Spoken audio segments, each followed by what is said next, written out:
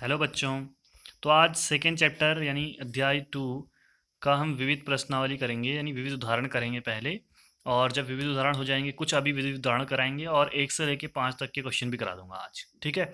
फिर कल बचे हुए क्वेश्चन 6 से लेके जहाँ तक हैं वो कंप्लीट हो जाएंगे, चैप्टर 2 हमारा पूरा हो जाएगा। उसके बाद फिर आगे को चीज़ें चलेंगी। बाकी पेपर है आपका, बुधवार को टेस्ट है, यूनिट टेस्ट, मासिक परीक्षा। तो उसके लिए तैयारी कर लेना। यहाँ तक का, यहाँ से पीछे यानी 2.5 तक के क्वेश्चन आएंगे, 1 से लेकर 2.5 तक के, ठीक है। विविध वाले नहीं आएंगे। चलो तो पहला क्वेश्चन देख लो क्या है। आपको कह रहा है आर जो है वो वास्तविक संख्याओं का समुच्चय है, सभी जानते हैं वास्तविक संख्याओं के बारे में। एफ कह रहा है आर से आर में है एक संबंध आपको दिया गया है और एफ एक्स बराबर एक्स प्लस 10 दिया गया है। आपको क्या बताना है इसमें, इस फलन का आलेख बनाना है, तो यानी इसका डायग्राम यानी ड्रॉ करना है, ग्राफ। तो ज़रा देख लो ये चीज़ें हैं। ग्राफ बनाने के लिए सबसे आसान तरीका जो कक्षा 10 में आप लोग यूज करते थे, तो वो क्या होता है कि जो एफ एक्स है ये वाई के बराबर होता है। मैंने बोला है कहीं पर वाई लिखते हैं कहीं एफ एक्स लिखते हैं, तो आप इसको वाई लिख सकते हो। तो मैंने वाई लिख कर यहाँ नीचे दिखा दिया, y equal to x plus 10। तो हमने एक्स और वाई ऐसे टेबल बनाई, आप जानते होगे ऐसे बनाते थे हम कक्षा 10 में। एक्स की जगह 0 रखा जब हमने इसमें, तो y इक्वल टू 0 प्लस 10 क्या आ जाएगा, y इक्वल टू 10। तो y की जगह क्या लिख दोगे, 10 लिख दोगे, तो पहला आ गया। दूसरे में x की जगह 0 रखा था आपने पहले में, दूसरे में y की जगह 0 रख दो, 0 बराबर 10 x प्लस 10 क्या आ जाएगा, x माइनस 10 आ जाएगा। तो ये x की जगह माइनस 10, y की जगह 0। अब इसको हमने ग्राफ बनाया, देखो एक्स वाई ये, और इधर भी 2 4 6 8 10 करके लेंगे हम, क्योंकि 1 2 3 4 करके बनाते तो बहुत लंबा हो जाता। तो हमने 2 2 के अंतराल में बनाया, ठीक है। इधर को -2 करके बनाया, इधर 2 इधर 2 -2। हमने देखा पहला है बिंदु जो एक्स 10 और वाई एक्स 0 और वाई 10, तो आप यहाँ पर थे, केंद्र पर बीच में थे, ठीक है। तो यहाँ से आप एक्स की ओर 0 गए, एक्स की ओर गए नहीं, वाई की ओर 10 तक गए, तो वाई की ओर 10 तक ये रहा, तो ये बिंदु जो है 0, 10 हो जाएगा। दूसरा बिंदु एक्स की ओर -10 गए, वाई की ओर 0, एक्स यहाँ से एक्स की ओर -10 गए और वाई की ओर जाना ही नहीं है, ठीक है। यानी इस वाली दिशा में तो एक्स है और इस वाली दिशा में वाई है, ठीक है। तो आपको बिंदु मिल गया ये वाला -10, 0। दोनों बिंदुओं को मिला दिया आपने स्केल की सहायता से इस तरह से, और ये आपका जो बना ये ग्राफ बना y equal to x plus 10 या f x equal to x plus 10, जो भी आप कहना चाहो, बस यही आपको बनाना था आलेख, इसमें और कुछ बताना नहीं था। तो ये हमने बना दिया। देखो ध्यान देना, पीछे तक हम जब चित्र बना रहे थे तो हम बहुत सारे बिंदु ले रहे थे, यहाँ पर हम सिर्फ 2 ही बिंदु ले रहे हैं, तो 2 से ही काम बन जा रहा है। आप चाहो तो यहाँ पर और भी ले सकते थे, जैसे एक्स वाई, आपने कहा एक बार 0 लेता हूँ मैं और एक बार यहाँ 1 लेता हूँ और यहाँ -1 लेता हूँ, ऐसे भी बिंदु लेते तो 3 बिंदु आते, उन तीनों को मिलाकर जब आप बनाते तो भी ऐसी ही रेखा बनती, अलग नहीं बनती। ध्यान देना, जैसा आपको अच्छा लगे वैसा आप बना सकते हो। अगला 19वें उदाहरण पे चलते हैं। इसमें कह रहा है आर एक संबंध है क्यू से लेके क्यू तक का। क्यू क्या होता है, पूर्णांकों का समुच्चय, जिसमें 0 1 2 और इधर -1 -2 ये सब आते हैं। ये शुरुआत में चैप्टर के शुरू में ही मैंने बता दिया है, जब पहला चैप्टर पढ़ रहे थे वहीं कहीं बता दिया था सारी संख्याओं के बारे में, ठीक है। तो वहाँ से है ये। आर एक संबंध दिया है जिसमें कह रहा है कि ए और बी को जब घटाते हैं तो वो जेड के बराबर आता है, ठीक है। हाँ नहीं, क्यू जो होता है ये परिमेय संख्याओं का समुच्चय होता है। और यहाँ पर दूसरा कह रहा है क्या, कि जब ए और बी को घटाते हो तो जेड आता है, यानी पूर्णांक आते हैं, ठीक है। तो आगे बढ़ते हैं, फिर देखते हैं जरा। पहला कह रहा है सिद्ध करो कि ए अगर आर में है तो ए जो है वो क्यू में भी होगा, कह रहा है। तो हमने क्या किया कि आगे हमने इसमें देखा ए हमने आर में है कहा, तो हमने संबंध लगाया दोनों को घटाते हैं तो जेड में आना चाहिए, तो हमने ए में से ए को घटाया तो क्या आ गया, वो जेड में आया, ठीक है। और आप चाहो तो इसको क्यू भी लिख सकते हो, क्योंकि क्यू क्या है, क्यू तो नहीं लिखोगे, ये तो क्यू में से कह रहा है कोई एक ले लिया हमने, तो उससे फ़र्क नहीं पड़ता। यहाँ देखो इस वाले संबंध को दिखाना है आपने, ध्यान देना। आपने a, b ले लिया, ठीक है, यानी यहाँ a और a लोगे, आर में है जो, ये आपको पता है। तो जब आप a - a करोगे तो 0 आ रहा है, 0 जेड के अंदर आता है, क्योंकि आपको पता है जेड जो है वो 0 1 2 और -1 -2 इस तरह से होता है। ध्यान दो, पहले एक बार दोबारा समझो। क्यू जो है वो रेशनल नंबर्स यानी परमेय संख्याएं हैं जिनको p/q के रूप में लिख सकते हैं, और जेड जो है वो पूर्णांक हैं जिनको बारे में ये कह रहा हूँ मैं, 0 -1 -2 और +1 +2 होता है, ठीक है। तो इस संबंध में रखोगे, इस संबंध को दिखाना चाहिए वो ये वाले को। अगला a, b आपसे कह रहा है आर में है, तो बताओ b, a भी आर में हो। तो आपने पहले a, b इसके लिए वो एक एग्जाम्पल ले लिया, 2 और 3 एक उदाहरण ले लिए क्यू के अंदर, क्योंकि 2 को 2/1 3 को 3/1 भी लिख सकते हो, ठीक है। तो 2 में से 3 को जब घटाया तो -1 आया, और -1 जेड के अंदर है। ये जेड कहाँ से आया, इस वाले को देखना है आपने, ठीक है, इस वाली लाइन को, तो जेड के अंदर होना चाहिए घटाने पर। ठीक है। उसके बाद 3,2 भी करा, आपने कहा ना ए बी अगर आर में है तो बी ए भी आर में होगा, तो बी ए यानी इसका उल्टा 3,2, इसको हमने किया तो 3 में से 2 घटाएंगे तो 1 आएगा, और 1 भी जेड के अंदर होता है, तो यानी ये सिद्ध हो गया। तीसरा, ए कॉमा बी आर में है, बी कॉमा सी आर में है, और ए कॉमा सी को दिखाना है। तो हमने क्या किया कि 1 2 3 तीन संख्या ले ली। पहले 1,2 के लिए किया, 1 - 2 -1 आया जो जेड में है। फिर 2,3 के लिए किया, 2 - 3 -1 आया, वो भी जेड में है। तो अब 1 2 और 2 3 अगर हैं, देखो जैसे ए बी और बी सी हैं तो ए सी को दिखाना था ना यहाँ। तो ऐसे ही 1 2 और 2 3 जब हैं तो 1 3 भी जो है वो होना चाहिए। तो 1 3 किया तो 1 में से 3 घटाया, -2 आया, और -2 भी आपको पता है कि जेड के अंदर आता है। जेड के अंदर 0 1 2 इस तरह से, और -1 -2 ये आती हैं संख्या। ठीक है, तो ये भी सिद्ध हो गया। बस इस तरह से लेना है, उदाहरण लेके चल लेना है। ठीक है, चाहो तो पहले वाले को भी आप उदाहरण से कर सकते थे। इसमें आप 1 को आर में ले लेते, 1 - 1 0 आता, 0 जेड में ही है।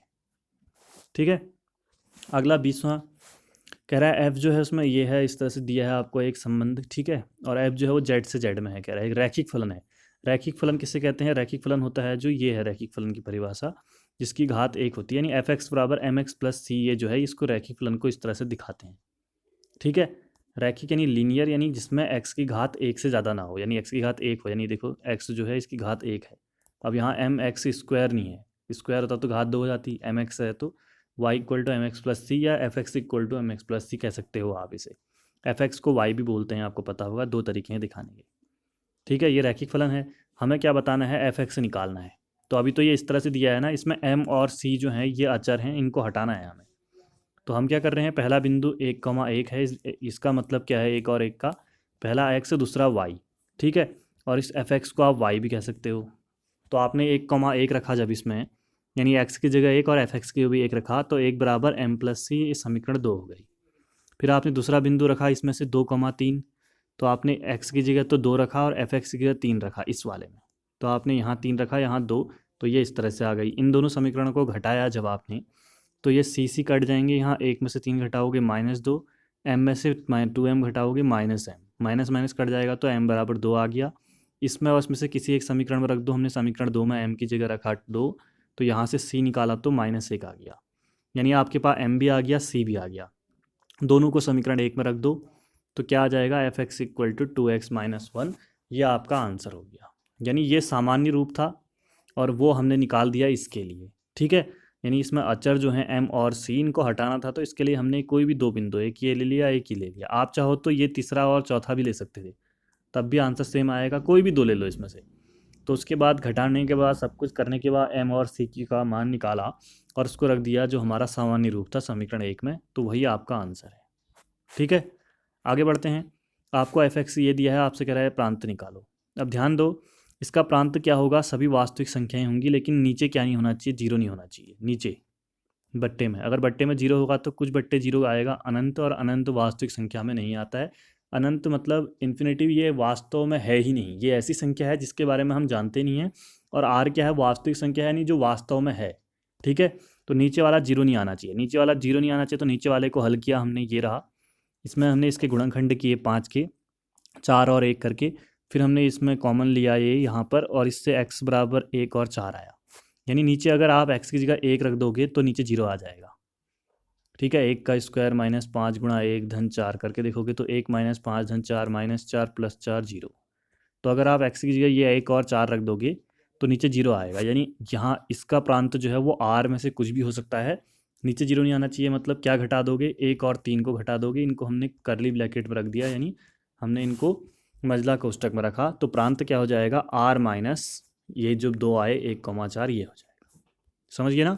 ऐसा ये क्वेश्चन एक्सरसाइज में भी है, उसको भी मैं साथ में कराना चाहूँगा।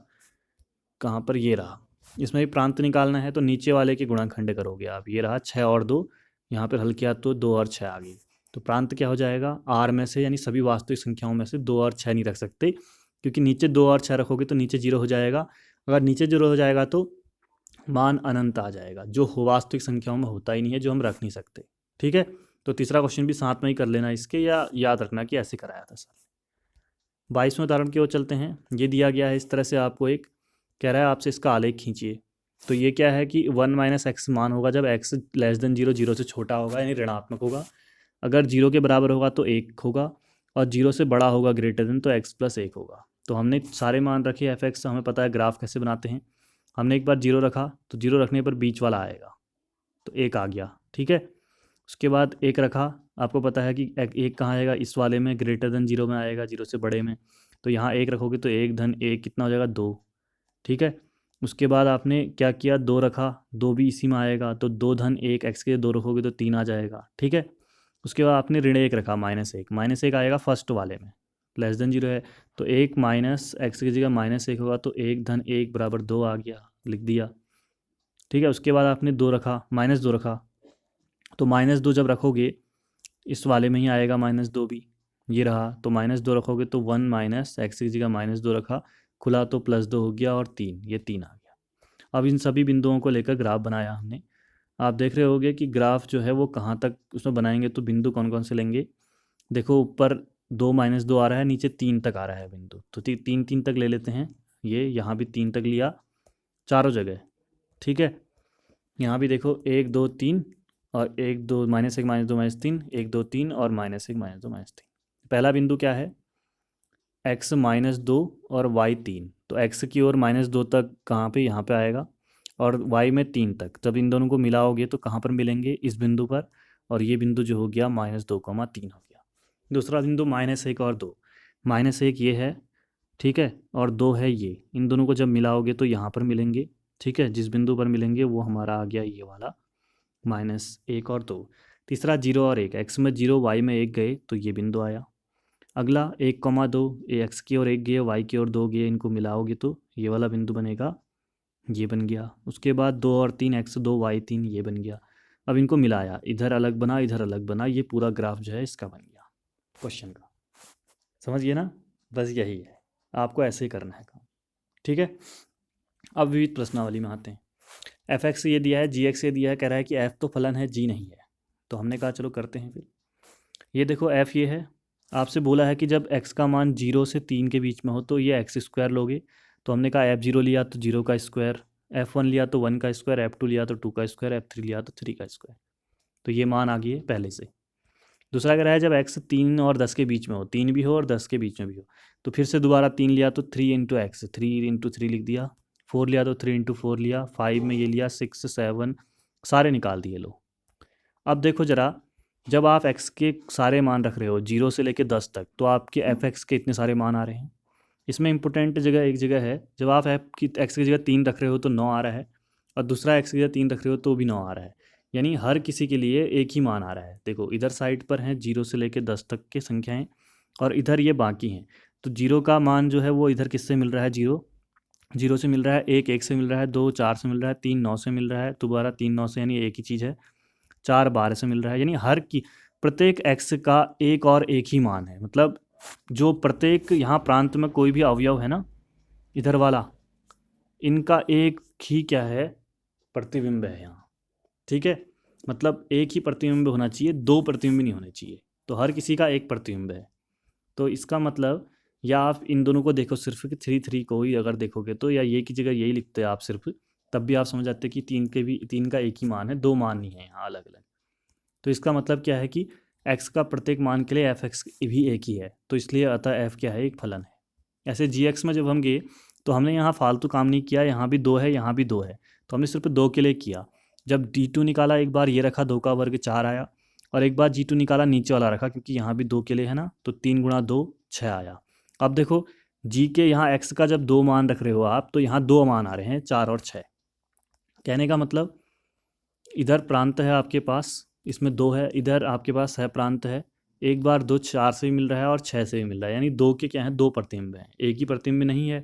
तो हमने क्या लिखा कि x के मान के लिए, x2 के लिए g के 2 मान है, इसलिए g फलन नहीं होगा। क्योंकि फलन की परिभाषा होती है कि प्रांत के एक अवयव के लिए सहप्रांत में एक और एक ही प्रतिबिंब होना चाहिए। यहाँ 2 प्रतिबिंब हैं इसके, ठीक है, तो इसलिए ये फलन नहीं होगा। ऊपर वाले में सबके लिए एक ही था, समझ गए ना, बस ये है। अगला आते हैं क्वेश्चन, जी एफ एक्स इतना दिया है, इसका मान निकालना है। तो हमने कहा चलिए फिर निकाल लेंगे, तो ये लिख लिया इसको हमने। अब उसके बाद हमने f1.1 निकालना है, तो यहाँ 1.1 का वर्ग हो जाएगा। f1 निकालना है तो यहाँ 1 रखोगे तो 1 का वर्ग हो जाएगा, बाकी सेम रहने दिया। ऊपर देखो a² - b² बन गया। आपको पता है a+b होता है इसका सूत्र, यानी एक बार आएगा 1.1 धन 1, 1.1 धन 1 - 1 दोनों आएंगे, नीचे वही रहेगा। फिर देखो ये कट गए आपस में और बचा क्या, ये इनको जोड़ोगे तो 2.1 आ जाएगा आंसर। अब ऐसे मत करना कि यहाँ पर 1.1 का वर्ग निकाल दिया, 1 का वर्ग घटा के सब करने में लगे हो, गलत हो जाएगा। सूत्र का प्रयोग किया गया है बीच में यहाँ पर और आसानी से कर दिया गया है, नहीं तो 1.1 का वर्ग निकालने में आप लंबा कर दोगे। ठीक है, तो आपको सूत्रों का प्रयोग करना है और आसानी से क्वेश्चन को हल करने की कोशिश करनी है। तीसरा क्वेश्चन अभी समझाया था मैंने।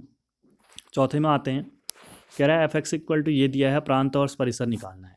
प्रांत मतलब x का मान, परिसर मतलब f(x) का मान कितना आता है। तो प्रांत में हम r में से सब रखेंगे, सारी वास्तविक संख्याएं। हमने एक बार 0 रखा तो ये आया √-1। अब आपको पता है अंडर रूट के अंदर अगर ऋणात्मक चिन्ह आए तो ये संभव है नहीं। फिर आपने एक बार ऋणात्मक भी रखा f-1, यहाँ रखा f-1, x की जगह -1 रखा तो -2 √-2 आया, ये भी असंभव है। यानी इसके ऊपर को आप जितने भी रखोगे ना ये एरो से, सब असंभव आएंगे। और f1 रखा, फिर हमने 1 रखा तो 0 आया, संभव है। 2 रखा तो 1 आया, यानी नीचे वाले संभव है। कहाँ से, ये 1 से लेकर, जब x का मान 1 ले रहे हो तो वहाँ से नीचे तक, नीचे कहाँ क्या आएगा, लास्ट में इन्फिनिटिव आएगा ना। तो यानी x का मान 1 से अनंत तक तो संभव है। ठीक है, तो 1 से अनंत तक ये हमने लिखा है। और दूसरा, या यहाँ पर देख लो, ये लिखा है। और f(x) का मान कहाँ संभव है, 0 आ रहा था पहला, 0 से लेके नीचे को जा रहा है 1, यानी 0 से अनंत तक, यानी f(x) का मान 0 से अनंत तक संभव है। तो हमने प्रांत तो x का मान हो गया ये 1 से इन्फिनिटिव, 1 की जगह हमने बड़ा कोष्टक लगाया है क्योंकि एक मान आ रहा है यहाँ। ठीक है, ये रहा, और अनंत मान आता नहीं है कभी, तो इसलिए उसकी जगह छोटा कोष्टक लगाया, अनंत से थोड़ा छोटा। परिसर में हमने x(x) के मान 0 से लेके अनंत तक कहा, तो 0 से अनंत हो जाएगा इसका आंसर। अनंत के साथ हमेशा यही वाला लगता है छोटा, और 0 आ रहा है तो 0 के साथ बड़ा लगेगा। तो ये आपके प्रांत परिसर हो गए। ठीक है, तो ऐसे करोगे हमेशा, जब भी प्रांत परिसर कहेगा तो इस मेथड को यूज करना। 0 लेना और ऋणात्मक लेना 1-2 ऊपर को, और धनात्मक भी 1-2 लेना, तो उससे समझ जाओगे कि संभव है नहीं है। अगला f(x) = mod x - 1 है। तो इसको हमने लिखना शुरू किया, mod x - 1 को x - 1 लिखा। जब x जो है, ध्यान देना यहाँ पर x का मान जो भी आएगा, क्या आएगा, इस x - 1 को 0 रखोगे आप, x = 1 आया, तो यहाँ पर वही वाली चीज़ आती है। हमेशा ऐसा नहीं आता कि x > = 0, x < 0। परिभाषा में ये लिखा है ना, क्योंकि वहाँ सिर्फ mod x था, तो इस x को 0 के बराबर रखोगे तो 0 ही मान आ रहा था, इसलिए यहाँ 0 0 थे। अब यहाँ देखो थोड़ा अलग है, यहाँ mod x - 1 है, तो x - 1 को 0 रखोगे तो x का मान 1 आएगा। तो 1 आने का मतलब यहाँ पे < 1 और <<1 इस तरह से होगा। अगर ये x - 2 दिया होता तो x - 2 को 0 रख के x = 2 आता, और यहाँ पर आप 2 लिखते ही, 1 नहीं लिखते। ठीक है, तो 1 लिख दिया। जब ये धनात्मक होगा x - 1, जब x 1 से बड़ा हो या 1 के बराबर हो, और x जो है 1 से छोटा होगा तो माइनस आगे लगा देंगे, माइनस ये हो जाएगा। कहाँ से, इसकी परिभाषा से। अब हमने रखना शुरू किया मान। हमने क्या किया, x की जगह 0 रखा, f0, 0 कहाँ आएगा, 0 आएगा नीचे वाले में। ठीक है, 1 से छोटा ही तो है ना 0, << 1, तो नीचे वाले में 0 रखा तो माइनस बाहर, 0 -1 और 1 माइनस कितना हो जाएगा, 1 आ जाएगा। फिर आपने 1 रखा, ठीक है, 1 क्या, पहले आपने ऋणात्मक रखे, 0 रखा और ऋणात्मक, -1 रखा, -1 भी इसी में आएगा नीचे वाले में, तो x की जगह -1 रख दिया, बाकी वैसे 2 आया। अब x की जगह -2 रखा, 3 आया। अब ऐसे ऊपर को आते रहेंगे, तो सब आ रहे हैं। फिर आपने क्या रखा, यहाँ पर 1 रखा x की जगह, तो 1 बराबर वाले में आएगा ना, x 1 के बराबर है और बड़ा है, ऊपर वाले में रखोगे 1 - 1 0। 2 रखा, ऊपर वाले में ही आएगा 2 भी, क्योंकि x <> 1 कह रहा है, 2 - 1 आएगा। 3 रखा ऊपर वाले में ही, तो 2 आएगा, यानी नीचे को भी मान आ रहे हैं। एक चीज़ ध्यान दो, यहाँ पर r के सारे मान रखे आपने, 0 1 2 3 वास्तविक संख्याओं के सब मान रख दिए, माइनस वाले भी, तो यानी अप्रांत तो r हो गया। ठीक है, वास्तविक संख्या का समुच्चय। लेकिन यहाँ f(x) के मान सारे धनात्मक आ रहे हैं, कोई ऋणात्मक नहीं आ रहा। देखो 1 2 3 नीचे को चलता रहेगा, ऊपर को भी 1 2 3, यानी धनात्मक ही मान आ रहे हैं नीचे। तो इसका मतलब जो सहप्रांत यानी परिसर है हमारा, वह क्या हो जाएगा, धनात्मक वास्तविक संख्याएं हो जाएगी, जो नीचे लिखा हुआ दिख रहा है आपको। यानी परिसर क्या है, धनात्मक वास्तविक संख्याएं हैं। इसको ही आप ऋणोत्तर वास्तविक संख्याएं भी लिखते हैं। ऋणोत्तर का मतलब होता है ऋण नहीं, ऋणात्मक संख्याएं नहीं होंगी इसमें। थोड़ा देखो ऋणोत्तर वाला अलीफ सा लग रहा है ना, क्योंकि आंसर शीट में यही दिया है। आप इसकी जगह धनात्मक वास्तविक संख्याएं लिखना, वो भी सही रहेगा। लेकिन दोनों का मतलब एक ही है कि धनात्मक संख्याएं ही होंगी। ऋणोत्तर का मतलब भी ऋण के उत्तर में, ठीक है, जो भी संख्याएं हैं वो आएंगी। समझ गए, यानी उसके विपरीत उस वाली, यानी धनात्मक संख्याओं की बात हो रही है। तो ये इसका आंसर होगा। 5 तक के क्वेश्चन आज कर रहे हैं, कल अगले वीडियो में हम करेंगे 6 से लेकर, इसमें लगभग आपके 12 तक हैं शायद। तो ये वाले क्वेश्चन हम बाकी करेंगे अगले वीडियो में, और पेपर के लिए, टेस्ट के लिए तैयार रहना।